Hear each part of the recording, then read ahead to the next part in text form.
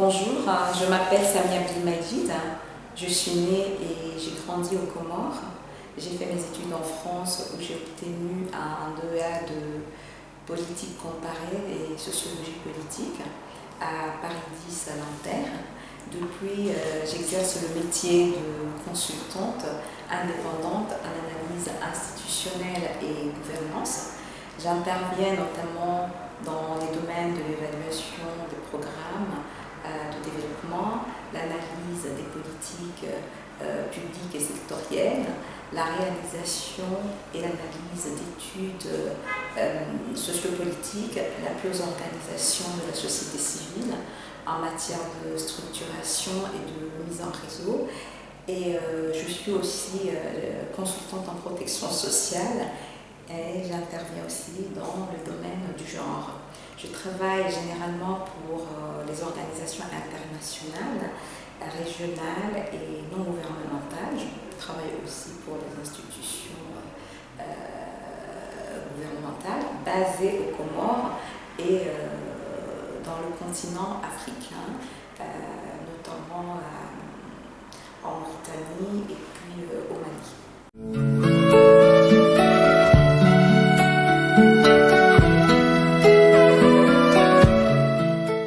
Parler de l'évolution de l'égalité femmes-hommes revient à poser la question de la place de la femme dans des domaines ou dans des secteurs qui ont été majoritairement dominés par les hommes ou qui le sont encore.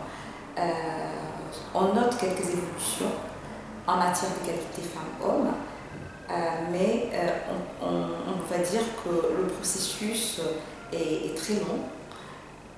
Et le combat est parfois difficile à mener. De nos jours, les filles vont de plus en plus à l'école, elles font des études supérieures. Et selon les données du ministère de l'Éducation nationale, celle du tableau de bord de 2017-2018, en fait ce sont des statistiques que j'ai à ma disposition.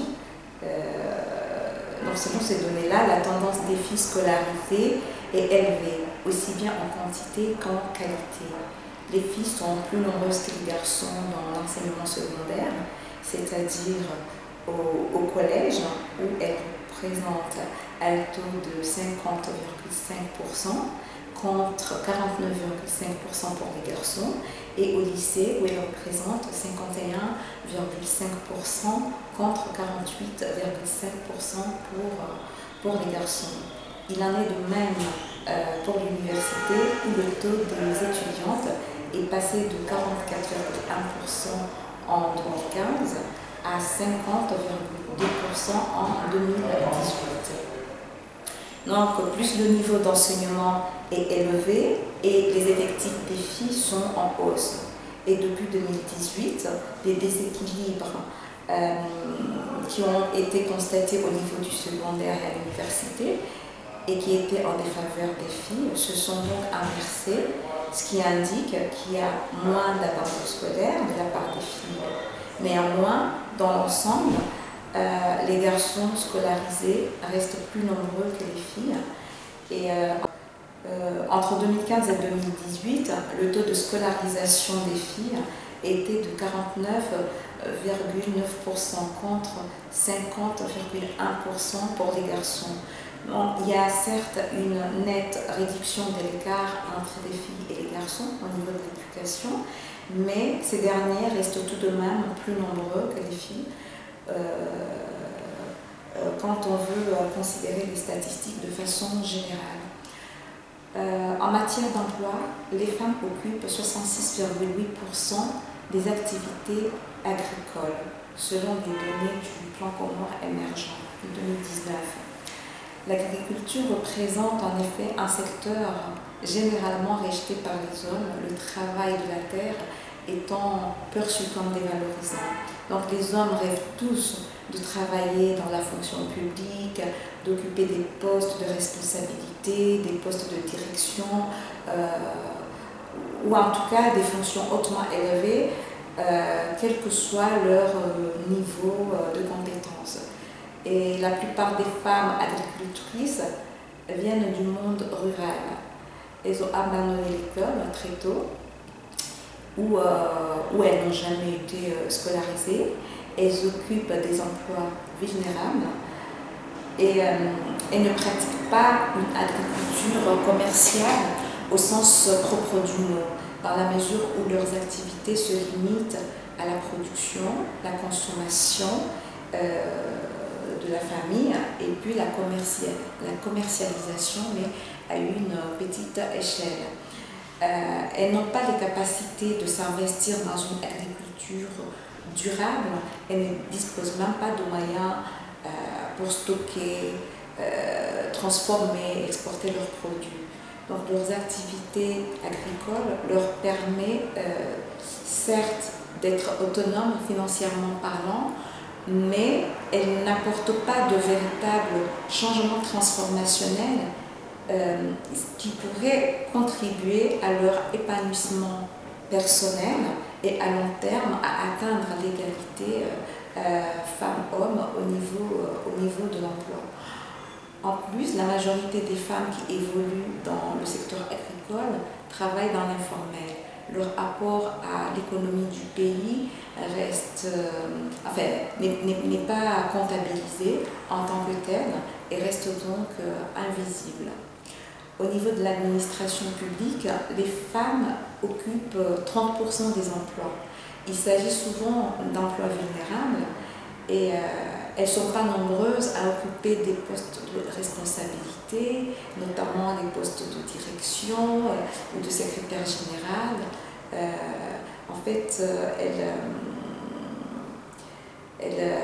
Elles occupent des petits postes, si on peut dire.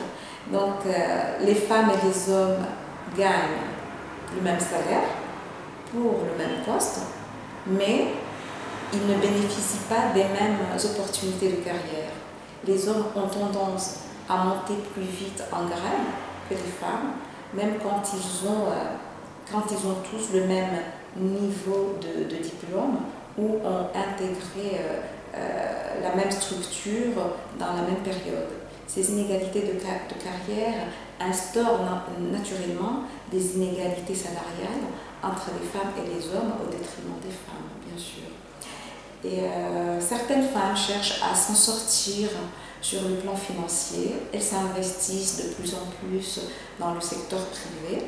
Elles sont plus nombreuses que les hommes dans le domaine du commerce. Il faut dire qu'au niveau du secteur privé, la patronne des patrons est une femme. Mais cela ne tend pas pour autant à supprimer les inégalités dans ce secteur. En effet, malgré leur nombre, les femmes sont sous-représentées au niveau décisionnel. La majorité des femmes commerçantes ne sont pas allées à l'école ou sont sorties du circuit scolaire très tôt. Donc elles manquent de vision à long terme pour le développement de leurs petites entreprises et par extension le développement du pays. Donc elles ne créent pas de la valeur ajoutée, elles ne créent pas d'emploi en vue de lutter contre le chômage. Leur ambition est plutôt de s'en sortir personnellement par le biais de leurs activités professionnelles. Au niveau politique, les femmes sont sous-représentées et aussi dans les instances de prise de décision. Cette sous-représentation est valable aussi bien au niveau du gouvernement où on a une femme sur 5 ministres qu'à l'Assemblée de l'Union où on compte 4 femmes sur 24 députés. Ainsi qu'au niveau des communes où on a 2 femmes sur 54 maires. Pourtant, la loi portant décentralisation au sein de l'Union des Comores d'avril 2011 institue la parité femmes-hommes dans les élections municipales. Il est important de souligner que lors des dernières élections municipales, sur 333 têtes de liste, hommes et femmes, tout tous confondus, 28 seulement étaient des femmes. D'autre part, le Code de la nationalité ne donne pas la possibilité aux femmes comoriennes qui ont épousé des étrangers de transmettre la nationalité à leur mari, alors que les hommes comoriens mariés à des étrangères jouissent de ce droit. Pour conclure, je peux dire que malgré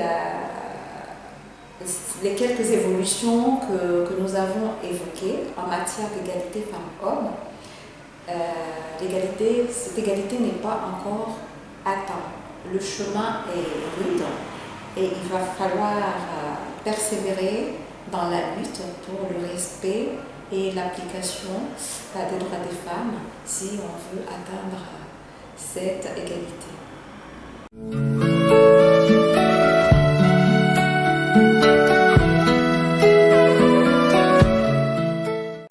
Les inégalités de genre sont une réalité aux Comores, bien sûr. Qu'est-ce que c'est le genre? Le genre renvoie au comportement, aux perceptions, des croyances et des constructions socioculturelles, des rôles attribués aux femmes et aux hommes et des rapports qu'ils entretiennent dans la société. En fait, il s'agit d'une construction sociale qui façonne et conditionne les rapports entre les femmes et les hommes,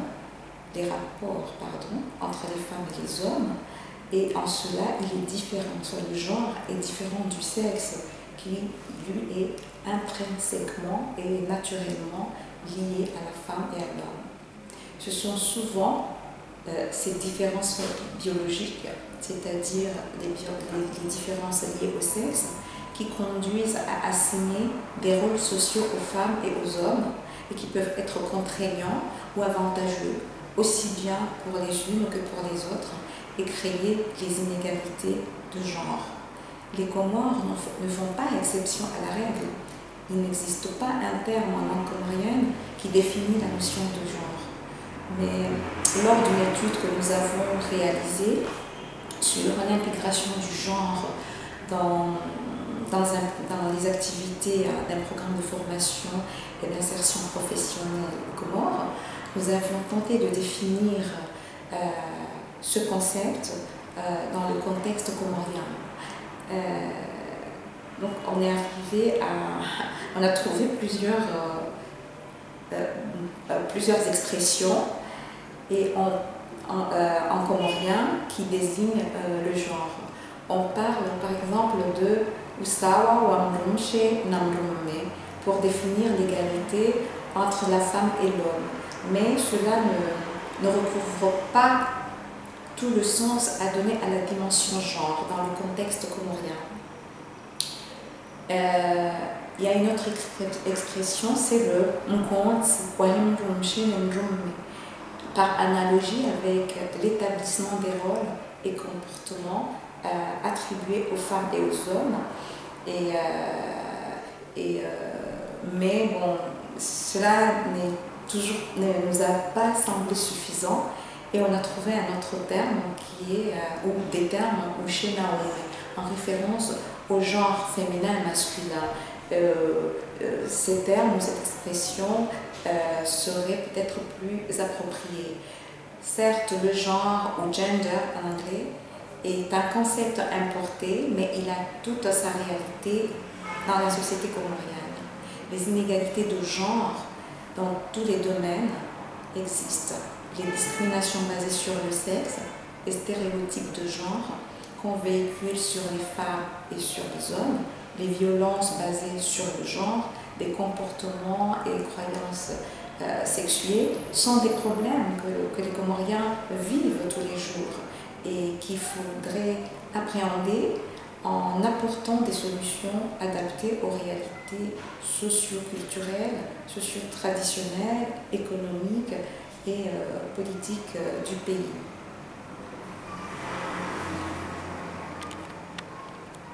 Alors, le cadre juridique comorien est favorable à l'égalité femmes-hommes. Les Comores ont ratifié des conventions internationales sur les droits humains notamment les conventions sur les droits des enfants, mais aussi sur les droits des femmes. Il y a la CDF, le protocole de Maputo et bien d'autres. Ces protocoles sont applicables dès leur ratification, puisque le cadre juridique de l'Union des Comores relève du système humaniste. Donc, dès lors, elles ont une position supérieure aux lois internes.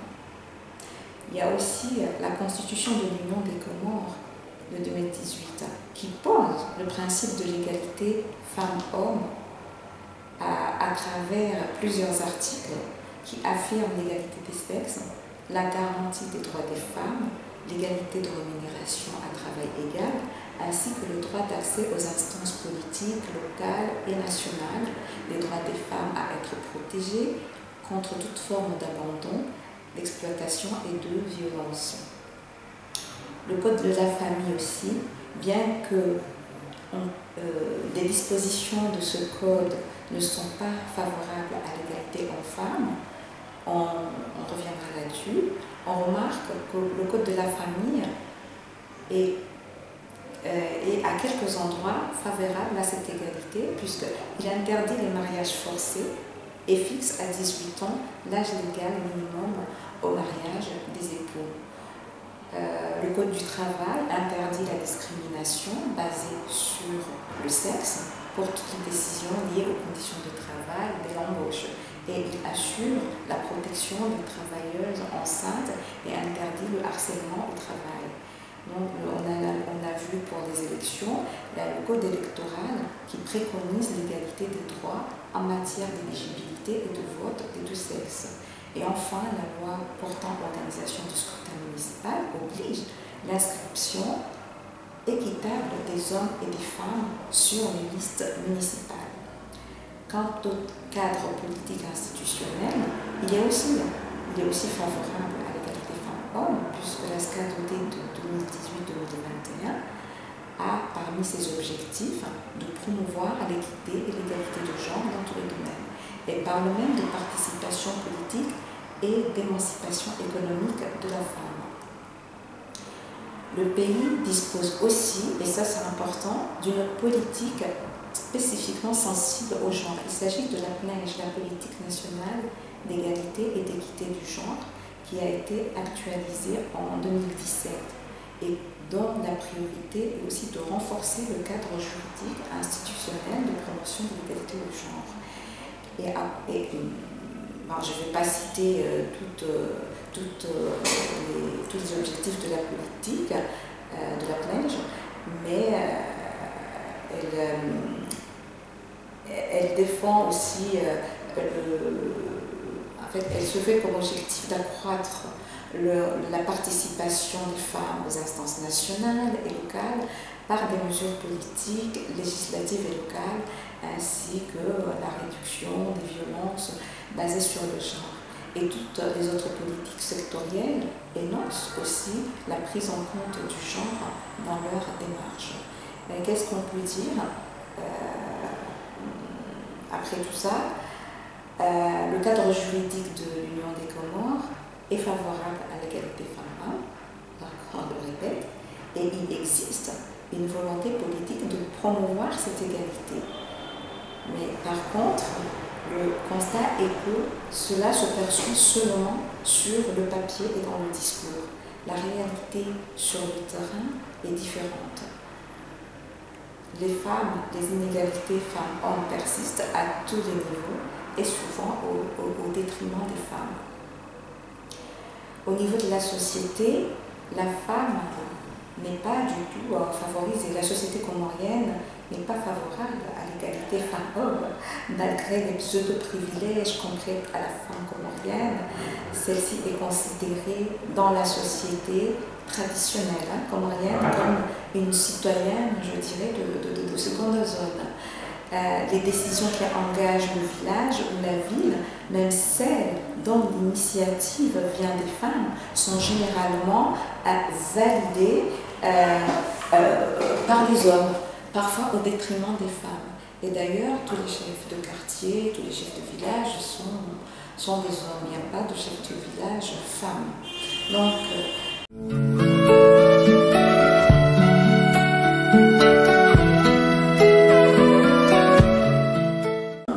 rapports qu'entretiennent les hommes et les femmes dans la société comorienne sont pour la plupart régis ou entretenus par ce que j'appellerais la culture de la domination masculine. En effet, nous avons beau soutenir que nous vivons dans une société matrilinéaire où les femmes jouent un rôle important dans la transmission des biens, des propriétés et dans laquelle les femmes jouissent une certaine autorité et de privilèges, elles héritent de la maison, elles héritent des terres, etc. Mais ce n'est que la partie visible de l'iceberg. Nous sommes gouvernés par les hommes. Et il ne faut pas avoir peur de le dire. Nos biens, les biens des femmes, sont sous le contrôle des hommes. On parle de manière logique, mais la femme ne peut pas décider seule de disposer de ce manière logique. Comme elle l'entend. Il faut qu'il y ait toujours l'intervention de l'oncle maternel ou du frère. Et là, je citerai Sophie Blanchy. La propriété est détenue par les femmes et le pouvoir de la contrôler par les hommes du groupe d'Herbo. Donc, de nos jours, certains hommes réclament même le droit de bénéficier du manuel lycée qui n'étant pas à protéger la femme. L'autorité masculine s'exerce aussi bien à l'intérieur de la maison, un espace qui est censé être géré par les femmes. Et elle s'exerce également à l'extérieur, c'est-à-dire dans les espaces villageois, à l'école, au travail et au niveau politique. Donc, il n'est pas rare qu'on nous dise, oui, si tu dois faire quelque chose, il faut d'abord informer ton père, il faut d'abord voir ton oncle, est-ce que tu as pensé à ton frère, mais jamais on nous demande si on a pensé à notre soeur, si on a pensé à notre tante ou à notre mère. Donc tout ça pour signifier que toute prise de décision doit incontestablement passer par l'homme. Enfin, dans la société traditionnelle comorienne, les femmes considèrent leurs frères comme leurs protecteurs et leurs porte-parole sur la place publique, lieu où elles ne sont pas admises, selon encore Sophie Blanchy. Mais les hommes et les femmes ont tellement intériorisé cela que ces croyances se sont muées en des règles sociales bien établies et qui desservent la femme en termes de liberté, en termes d'épanouissement personnel. Donc dans ces conditions, il est difficile de parler d'égalité femmes-hommes. Vous allez peut-être me dire que cette époque est révolue et que le statut de la femme a beaucoup évolué. C'est vrai, maintenant les femmes ont fait des études, elles travaillent au même titre que les hommes, elles ne sont pas soumises aux ordres de ces derniers, elles ont une certaine ouverture au monde. C'est un grand pas que nous avons franchi et une démarche qu'il faut encourager. Néanmoins, on constate que de nos jours, des femmes sont encore sous l'effet de la domination des hommes. Certaines ont intériorisé le fait que les hommes valent mieux qu'elles. C'est tellement devenu une habitude que les hommes profitent et abusent de cette naïveté mélangée de peur de l'autre sexe et qui s'observe chez certaines femmes. Pour vous donner un exemple bien précis, je vous parlerai d'une photo prise lors de la célébration de la Journée internationale des droits des femmes qui avait pour thème les femmes comoriennes en première ligne pour l'atteinte des ODD d'ici 2030. Cette photo a fait la une des réseaux sociaux et elle montre des hommes en costume assis. C'était le jour, c'était le 8 mars dernier. Donc les hommes étaient assis devant et les femmes étaient derrière eux. Cette image symbolique en dit long sur la perception des rapports femmes-hommes au Comores. Les femmes croient qu'elles doivent toujours laisser les hommes occuper les devants de la scène. au point que le seul jour qui leur est dédié, le seul jour officiel où elles devaient appeler au respect de leurs droits, notamment le respect de l'égalité femmes-hommes, elles ont fait l'erreur inconsciente de s'auto-exclure et de conforter les hommes dans leur position de dominant. Un dernier exemple que je citerai sur cette intériorisation de la domination masculine, c'est celui de la gouverneure de l'île de Ngazidja. Donc on a une femme à la tête du gouvernorat de Ngazidja et en tant qu'autorité politique, elle doit participer à toutes les manifestations politiques, culturelles, religieuses du pays. Et donc lors du maolid du gouvernement, elle était assise au premier rang à côté, enfin avec les autres membres du gouvernement. Et quelle ne fut ma surprise d'entendre des femmes la critiquer en disant qu'elle ne devait pas s'asseoir devant à côté des hommes et que sa place était derrière avec les autres femmes, alors qu'il s'agissait tout de même d'une autorité politique.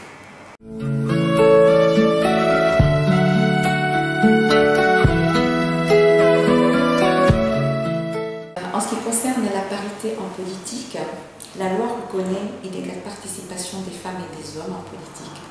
Elle préconise une participation égale des femmes et des hommes aux élections, et en tant qu'électeurs et en tant que candidats. Cependant, les partis politiques au Congo sont majoritairement masculins, ce qui ne prédispose pas à envisager facilement la parité en politique. Les femmes ne s'intéressent pas beaucoup à la politique non plus, et le pays ne dispose pas de porte-voix pour défendre la participation égale des femmes et des hommes au niveau politique. Et puis, l'État aussi n'encourage pas véritablement les femmes engagées en politique. La loi sur la parité a été adoptée en 2017 et elle n'est toujours pas promulguée, sous prétexte que les femmes ne sont pas assez compétentes pour occuper des postes politiques. Cette loi institue un quota d'au moins 30% de femmes aux fonctions électives et nominatives, ainsi que dans les listes des candidats aux élections législatives. Certes, elle a besoin d'être actualisée et harmonisée par rapport aux dispositions de la nouvelle Constitution, mais encore faut-il que les autorités aient le courage et la volonté d'appeler à sa révision.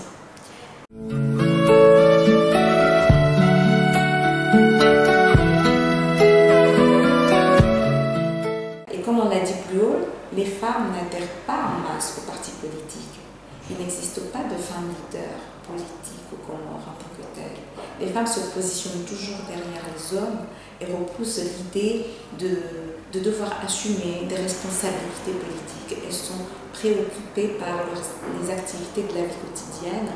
Elles doivent s'occuper de plusieurs choses à la fois, les enfants, la famille au sens large du terme, les obligations sociales en plus de leur travail.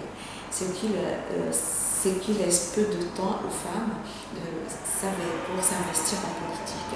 Elles ont aussi peur d'échouer en assumant plusieurs responsabilités à la fois et manquent de confiance en elles. Certaines sont aussi convaincues que la politique relève des hommes. C'est un domaine qui est spécifiquement masculin. Du coup, les femmes laissent les hommes gérer leur propre destin politique. Celles qui y croient et osent s'aventurer en politique sont confrontées au comportement machiste des hommes qui peuvent être désagréables, désobligeants et voire méchants, juste parce que les femmes osent se mesurer à eux, osent se mettre devant et affirmer leur force de conviction et d'engagement.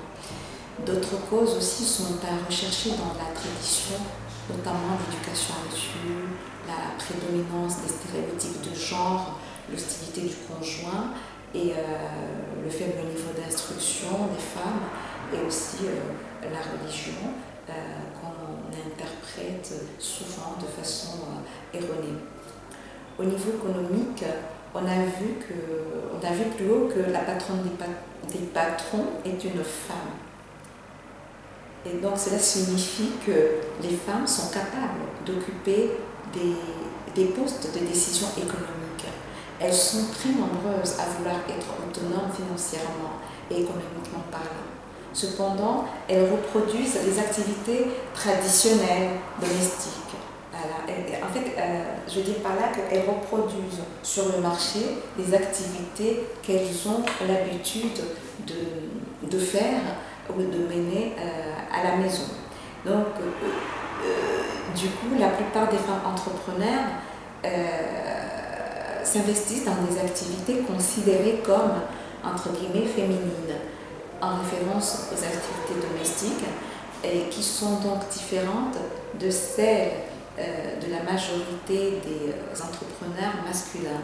Elles sont dans le commerce, la pâtisserie, la couture, l'esthétique, les services, et aussi dans l'artisanat, ainsi de suite. Mais elles sont peu nombreuses dans les secteurs dits porteurs qui pourraient impulser leur participation dans les instances de décision économique, des secteurs comme les BTP et la construction, l'eau, les services, le transport et de réparation industrielle qui pourraient les rendre indispensables aux yeux de l'État et du secteur privé. Elles sont membres des organisations patronales, mais elles ne sont pas nombreuses à se présenter aux élections des différents bureaux, c'est-à-dire là où se prennent les décisions. Et au niveau de l'administration, il y a une faible présence des femmes dans les conseils d'administration. Peu de femmes occupent des postes de responsabilité au niveau administratif. Il n'y a aucune femme à la tête d'une société d'État, c'est un fait. Et aussi, on remarque que les femmes ne peuvent pas accéder au poste de décision administrative, certes à cause d'une forte présence masculine dans l'administration, mais aussi à cause de la politisation des emplois et à la népotisation, si ça se dit, de l'administration. En effet, certains postes sont négociés, moyennant des faveurs politiques, partisans ou encore sexuelles, surtout lorsqu'il s'agit des femmes et quelles que soient leurs compétences. Celles qui tiennent à garder leur indépendance et leur intégrité refusent bien entendu de jouer à ce jeu. D'autres facteurs liés à la vie même de la femme, notamment la difficulté de concilier la vie familiale et la carrière professionnelle, la non prise en compte de la charge mentale de la femme, la maternité, mais aussi la viudité, la période de viudité que les femmes doivent observer après la perte de leur conjoint, constituent tous des obstacles à la participation des femmes aux postes de décision administrative.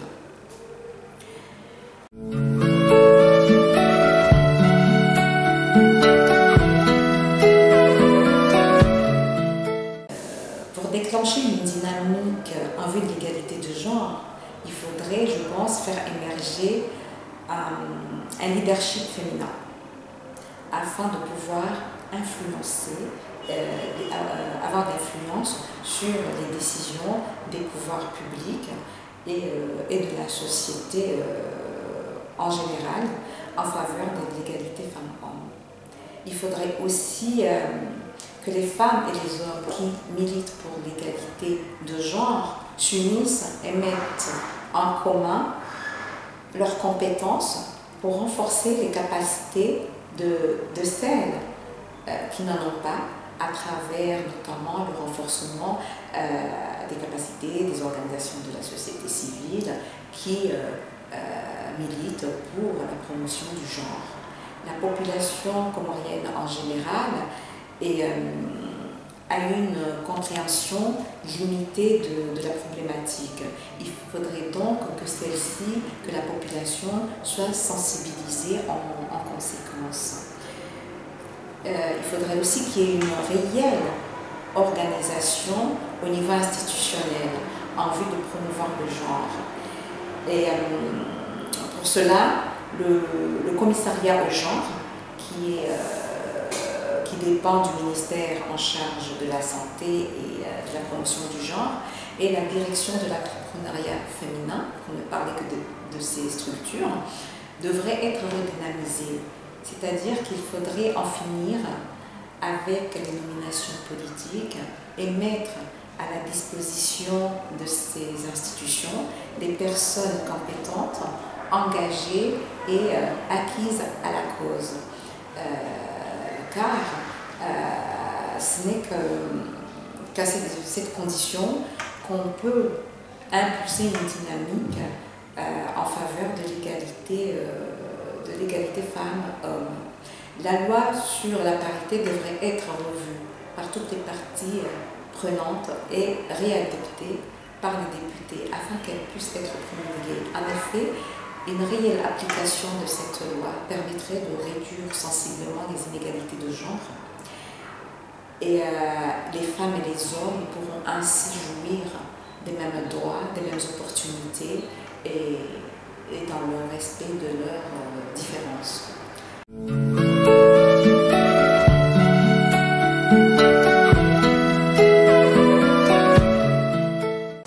Donc, au niveau de l'État, la loi sur la décentralisation, qui a été promulguée en 2011 et que nous avons soutenue techniquement et politiquement en vue de son adoption et sa promulgation. C'était dans le cadre de mes activités professionnelles dans un programme d'appui à la décentralisation et qui était financé par l'Union européenne. Donc cette loi fait obligation de la parité femmes-hommes pour les élections municipales. Et le résultat est là. Le principe de parité est respecté au niveau des listes communales. Les femmes se présentent de plus en plus aux élections municipales.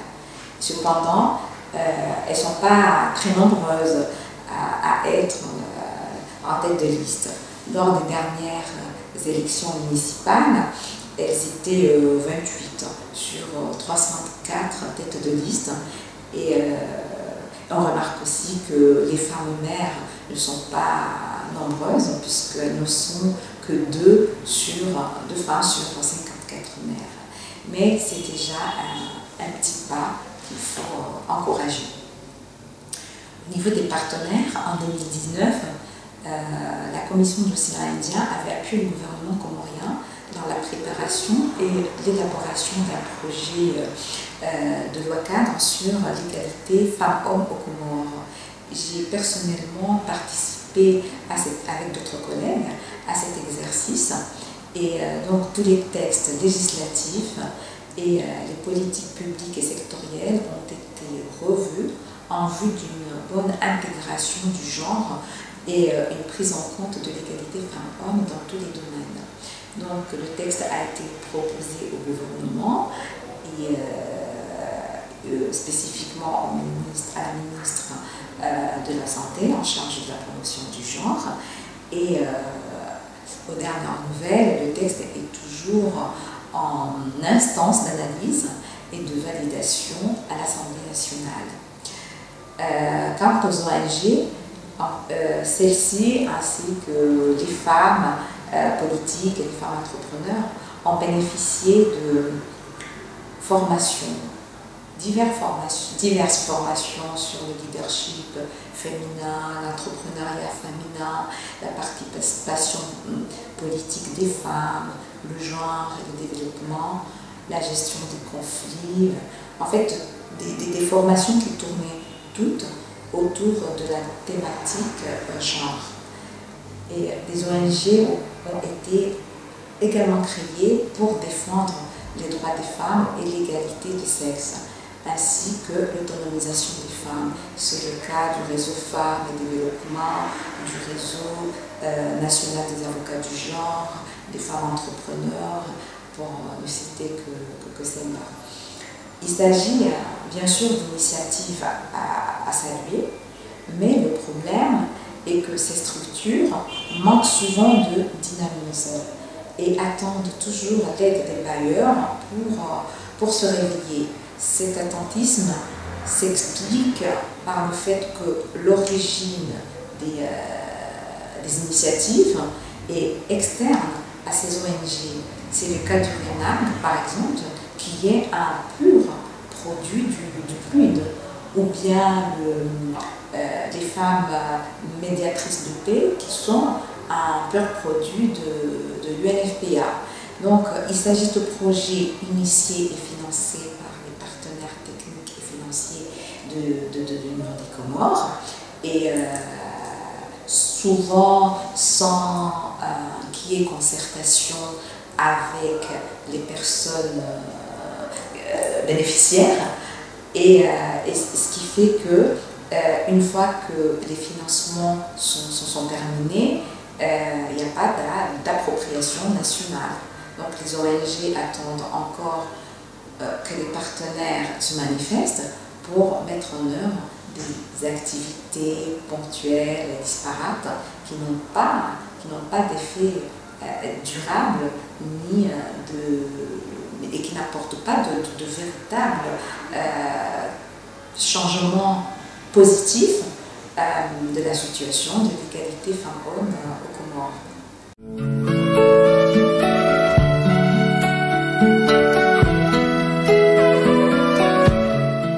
Alors là, je suis un peu pessimiste quant à l'atteinte de l'égalité femmes-hommes aux Comores, mais j'ose espérer que les choses vont évoluer dans le bon sens.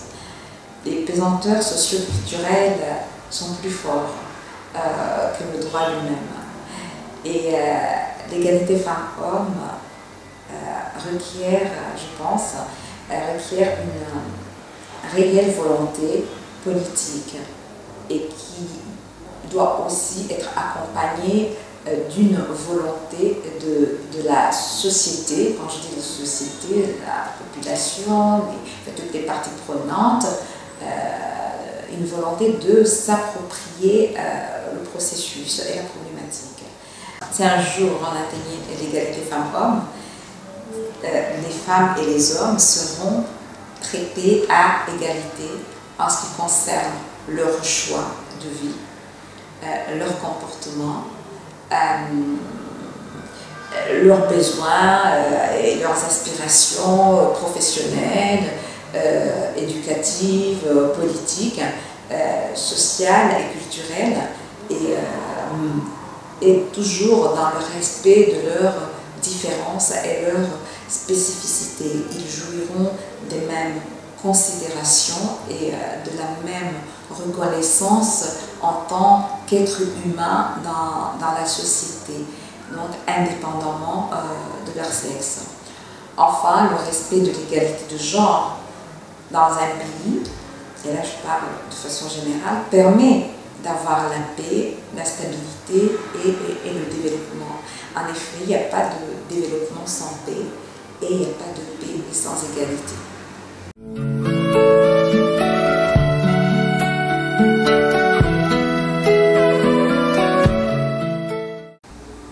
C'est bien que les nouvelles générations prennent conscience des inégalités et les dénoncent vivement. Une telle démarche nourrit l'espoir que le combat pour les droits des femmes et l'égalité de genre ne va pas mourir avec les anciennes générations qui se sont démenées jusqu'alors. Mais ce qui fait défaut dans la démarche, c'est le manque de vision à long terme en ce qui concerne la lutte pour l'égalité femmes-hommes. Nous sommes tout le temps dans la réaction au lieu d'être dans l'action. À mon sens, nous devons mener une réflexion profonde sur le combat à mener, le sens à donner à ce combat. et envisager des actions pertinentes pour des solutions durables et susceptibles de changement transformationnel bien sûr. Il faudrait réussir à avoir un discours audible qui soit compris par nos gouvernants et aussi par la population, les familles, les femmes et les hommes bien sûr, afin de maîtriser les résistances susceptibles de se développer, parce qu'il faudra s'y attendre. Donc la lutte pour l'égalité femmes-hommes au Comores doit être citoyenne, endogène, inclusive. Les modes opératoires venus d'ailleurs sont certes intéressantes et c'est bien aussi de s'y référer. Cependant, nous devons les adapter au contexte comorien au lieu de chercher à les transposer tels quels dans notre pays. Le combat de l'égalité femmes-hommes au Comores doit être d'abord comorien et il doit être mené de façon réfléchie et assidue comme, je dirais, comme les 5 prières quotidiennes au lieu d'attendre tous les 8 mars pour en parler. C'est à ce rythme que nous y arrivons.